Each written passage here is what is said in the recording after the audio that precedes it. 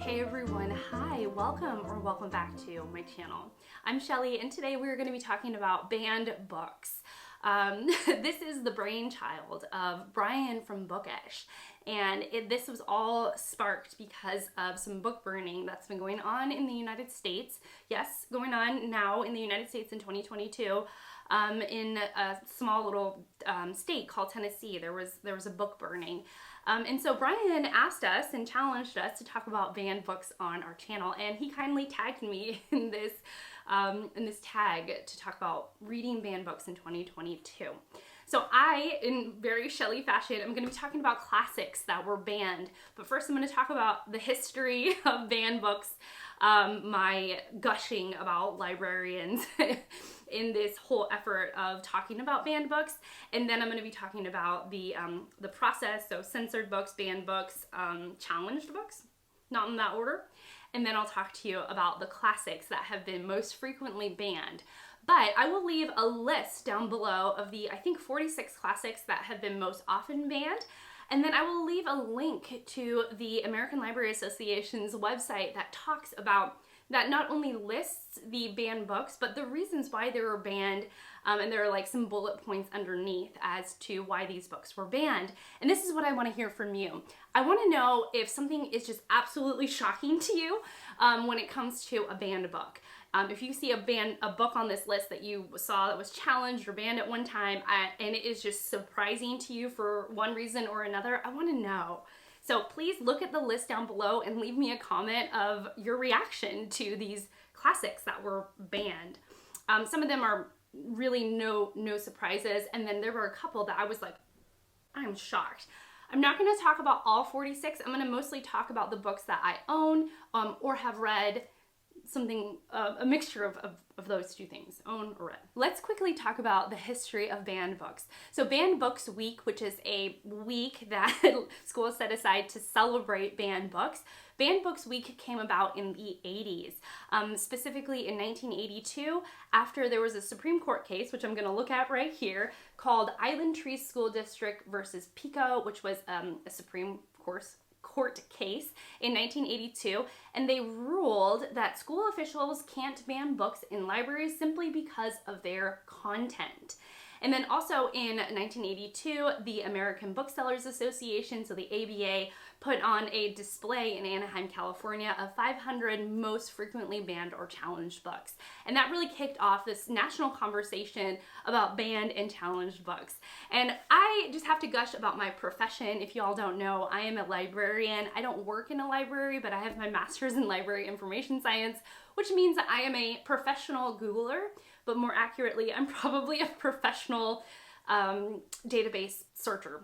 My database that I specialize in is not Google, but usually library databases. So anyways, I wanted to say that I was just so excited about the librarians, and I just wanted to be so proud of my profession because they put together this concept of Banned Books Week, and now in 2022, we all know what we're talking about when we say Banned Books Week. It's a library initiative in order to make sure that there is intellectual freedom and freedom of speech in our libraries, and that it is being represented even at the elementary school level, the middle school level, and the high school level.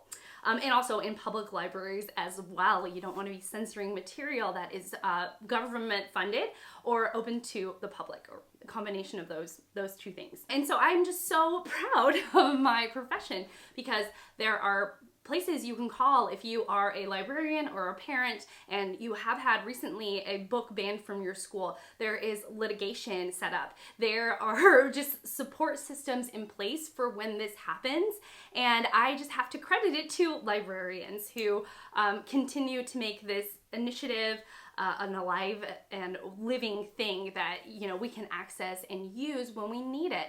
So I just wanted to put that out there. So the second thing I wanted to talk about is censored material, challenged material, and banned material.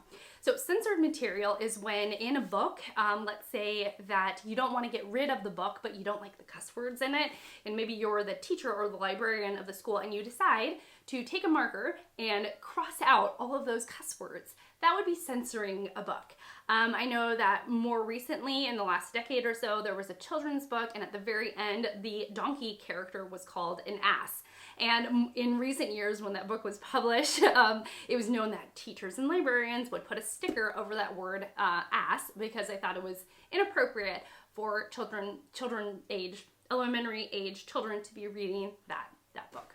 But again, they didn't want to get rid of the book. They didn't want to go through the process of getting rid of the book. So instead they censored the book, which is not okay. Then there is challenged material. Challenged material means that there is a due process set in place for people that dislike a book in the library, parents, teachers, grandparents. And so what happens is that usually the process that I was taught in school was that if somebody wanted to complain, a parent, then they would have to fill out a form, and that form would be, usually that's all a parent needs, is to just be heard. Their complaint is heard, and often that is all of what an angry parent needs in order to kind of, I don't want to say get over, but to feel more okay with that book in the library, just that they were heard, their complaints were heard, so on and so forth. But sometimes the parent will continue to challenge it. And so they'll fill out the form, and then there is typically a committee that is put in place to read the book in question.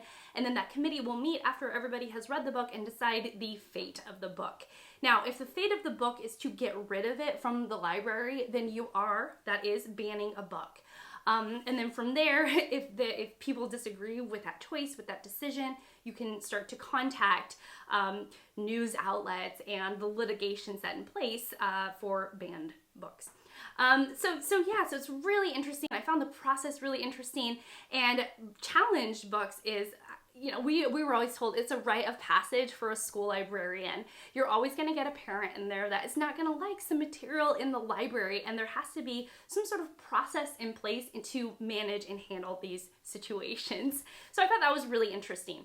So okay, now on to what you're really here for, which is banned classics. What? The American Library Association has a page dedicated to banned and challenged classics, and of course that piqued my interest. I will leave that link down below, and I highly encourage you to check it out. You might find it very interesting. What I loved about this page in particular, compared to other pages and lists that ALA has, is that it gives you a little more of the history as to why this book has been challenged or banned multiple times, and so on and so forth. Okay, so we're gonna start with The Great Gatsby. Yes, The Great Gatsby, which I have right here and I have read. Oh gracious, my stack. Okay, The Great Gatsby was challenged at the Baptist College in Charleston, South Carolina in 1987 for language and sexual references. Not surprisingly, y'all know that I didn't finish this book because I cannot stand the protagonist, but it is Holden Caulfield's Catcher in the Rye, which is the page, when you look at the web page, this has been challenged and banned multiple times for a variety of different reasons, but a lot of it is because of the content in the book, the character's outlook. I'm sure his language, it's a bit explicit. But if you look at the page, it's been removed, challenged multiple times. The next book I'm going to be talking about is one of my favorites, so it breaks my heart that it makes this list so many times, and it is To Kill a Mockingbird by Harper Lee. I'm going to read you one of the blurbs, one of the bullet points about why this book was challenged. So this was challenged in Brentwood, Tennessee, in their middle school in 2006 because the book contains profanity, and it also contains adult themes such as sexual intercourse, rape, and incest. It also said that the book's use of racial slurs promotes racial hatred, racial division, racial separation, and promotes white supremacy. I didn't get that from this book. Surprised that someone did. Another book that I absolutely am enjoying, but I'll save my final thoughts and any type of detailed review for a wrap-up or a single book review, but that is Beloved by Toni Morrison. I'm about 2/3 of the way through, and really finding this very interesting and thought-provoking. I'm going to read to you why this book was taken away from a class. So this was pulled from a senior advanced placement English class in Louisville, Kentucky in 2007 because two parents complained that the Pulitzer Prize winning novel about the antebellum slavery depicted The inappropriate topics of bestiality, racism, and sex. The principal ordered teachers to start over with the Scarlet Letter by Nathaniel Hawthorne in preparation for upcoming AP exams. That is incredibly sad because this book has a lot to offer. I don't think that the way that these inappropriate topics were brought about in the book were glorifying those types of things at all. If anything, it really was a road to compassion and to understanding and to conversations, in my opinion. So very sad that the principal demanded the pulling of this novel and the replacement of it. Not surprisingly, Vladimir Nabokov's Lolita. I have read Lolita. I really enjoy the absolutely unreliable narrator in this book. This, of course, was challenged most recently in 2006 for unsuitable, because it was unsuitable for minors. Another book that I have read but I don't own is Aldous Huxley's A Brave New World, which was often challenged or removed from libraries because of sexuality, drugs, and suicide. I think Huxley's conversation about drugs is questioning whether their role in society is too big. So a little bit surprised that A Brave New World would be banned. A book I will be reading this year, which is Their Eyes Were Watching God by Zora Neale Hurston. This was challenged in 1997 for sexual explicitness. Another surprising book on the list, Gone with the Wind by Margaret Mitchell. So this was banned in Anaheim, California in a high school in 1978. They didn't give the reason, but it was also challenged in 1984 because of the use of the N-word. All right, and I'm gonna end with the most ludicrous, the absolutely most, my mind is blown. My mind is blown, you all. Okay, The Lord of the Rings. What? Oh, okay, and it wasn't even banned or challenged, y'all. It wasn't even banned or challenged. Listen to this. This was burned in New Mexico. Burned. This was burned in New Mexico in 2001 outside a church, along with other Tolkien novels. And the reason why they burned this book, the reason why they burned Lord of the Rings, is because they saw these novels as satanic. I have no words. As I wrap up and I conclude this ramble and kind of chatty video about banned books, I'm super proud of my profession and the librarians who continue to put in the effort to make banned books a thing, to spread the knowledge and awareness about banned books so that we can have conversations like this. And I, for the record, I think that teachers and librarians know what they're doing when it comes to material and how to teach it, and that we should leave those decisions up to the people who know what they're doing.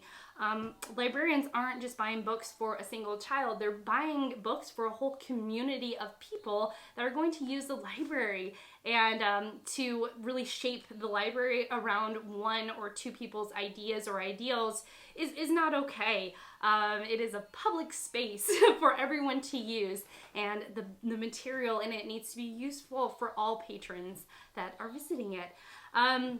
So that is my thought. Probably not super profound or anything, but that's okay. I would really love to know what you all think about banned books, about banning classics. I would really like to know. Obviously, the Tolkien really bothered me. I'm just surprised at some of these books because I think that if you read the message and really kind of dig into what these books are about, there are so many gems, and there is so much to talk about and think about, and to challenge your thinking in some way. And to get rid of them in libraries is just doing a disservice to young readers all across the country. So thank you so much for being here. Thank you so much for watching. My little one is singing. That is my cue to go. So I will see you all in my next one. Bye, guys.